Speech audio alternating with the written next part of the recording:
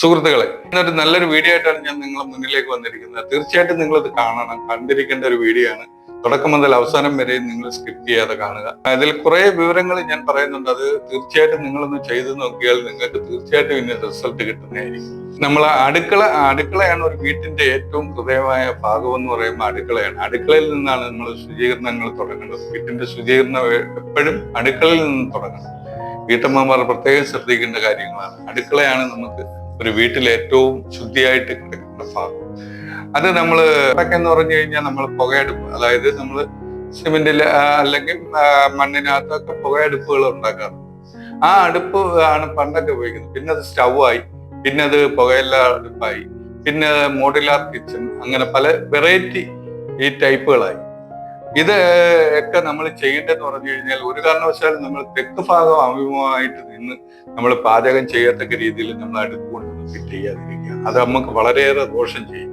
അതുകൊണ്ട് തെക്ക് ഭാഗം നോക്കി നമ്മൾ ഒരു കാരണവശാലും നമ്മൾ അടുപ്പ് കൊണ്ടൊന്ന് ഫിറ്റ് ചെയ്യരുത്. ബാക്കിയുള്ള ഭാഗങ്ങളിൽ കുഴപ്പങ്ങളൊന്നുമില്ല.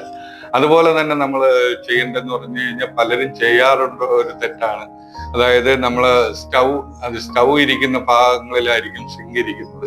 അതിനോട് ചേർന്ന് തന്നെ സിങ്ക് കൊണ്ട് ഫിറ്റ് ചെയ്യും. അത് തീർച്ചയായിട്ടും നമ്മൾ ഒഴിവാക്കേണ്ട കാര്യം എന്ന് പറഞ്ഞു കഴിഞ്ഞാൽ സിങ്ക് വരുന്നതിന് കുഴപ്പമില്ല. പക്ഷെ അതൊരു അരപ്പിത്തി കെട്ടി നമ്മൾ നല്ല രീതിയിൽ സിങ്കും അടുപ്പും തമ്മിൽ സെപ്പറേറ്റ് ആക്കുക. ഇത് രണ്ടും കൂടെ ഒരുമിച്ച്, അതായത് വെള്ളവും തീയും ഒരുമിച്ച് ഒരു കാരണവശാലും രണ്ടും ഒരു ശത്രുതയിലാണ്. കാര്യം തീ അണയ്ക്കാൻ വെള്ളത്തിന് പറ്റും, വെള്ളത്തിനെ ചൂടാക്കി നീരാവിയാക്കി വിടാനും ചെയ്യും.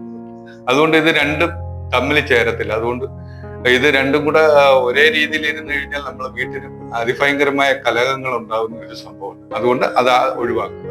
അതുപോലെ തന്നെ നമ്മൾ പാചകം ചെയ്യുന്ന അടുപ്പ്, അതിപ്പോ ഏത് അടുപ്പാവട്ടെ, ആ അടുപ്പിന്റെ വലത് ഭാഗത്ത് നമുക്ക് ഉപ്പ് ഭരണി നമ്മൾ ആ വലത് ഭാഗത്തായിരിക്കണം വെക്കുന്നത്. അതിനോട് ചേർന്ന് നമ്മൾ വെളിച്ചെണ്ണ കുപ്പി വെക്കുക.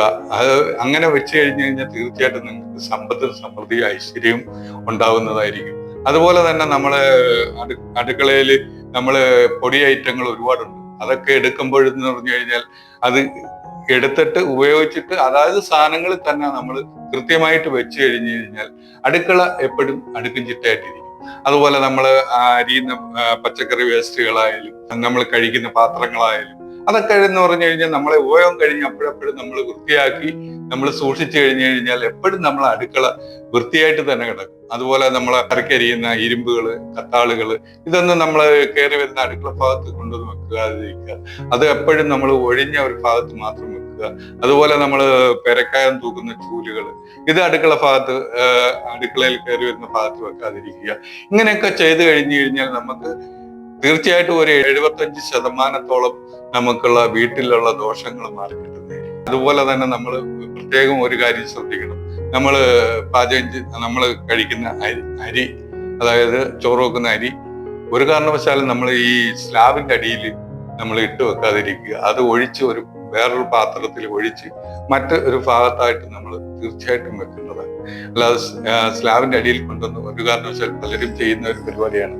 സ്ലാബിന്റെ അടിയിൽ ബക്കറ്റിനകത്തോ ഡപ്പിക്കകത്തോ ഇട്ട് സ്ലാബിന്റെ അടിയിൽ കൊണ്ടുവന്നു ഒരു കാരണവശാലും അത് ചെയ്യരുത്. അത് നിങ്ങൾക്ക് അതിഭയങ്കരമായ ദോഷം വിളിച്ചു വരുത്തുന്ന ഒരു പരിപാടിയാണ്. അതുകൊണ്ട് അത് മാറ്റി തന്നെ, ലക്ഷ്മി ആണ് അരി എന്ന് പറഞ്ഞു കഴിഞ്ഞാൽ അത് നമ്മൾ പവിത്രമായിട്ട് സൂക്ഷിക്കേണ്ട ഒരു സംഭവമാണ്. അതുകൊണ്ട് അത് സിങ്കിന്റെ അടിയിൽ അങ്ങനെയുള്ള ഭാഗങ്ങളിൽ ഒന്നും കൊണ്ടുവന്ന് വെക്കാതെ നമ്മൾ പ്രത്യേകം ഒരു അടുക്കളയോട് വേറെ ഭാഗങ്ങൾ, വെളി ഭാഗങ്ങളുണ്ട്, ആ ഭാഗങ്ങളിൽ നമ്മൾ പ്രത്യേകം സൂക്ഷിച്ച് തന്നെ വെക്കുക. ഇത്രയൊക്കെയാണ് എനിക്ക് നിങ്ങൾക്ക് പറഞ്ഞു തരാനുള്ളത്. അടുത്തൊരു നല്ലൊരു വീഡിയോ ആയിട്ട്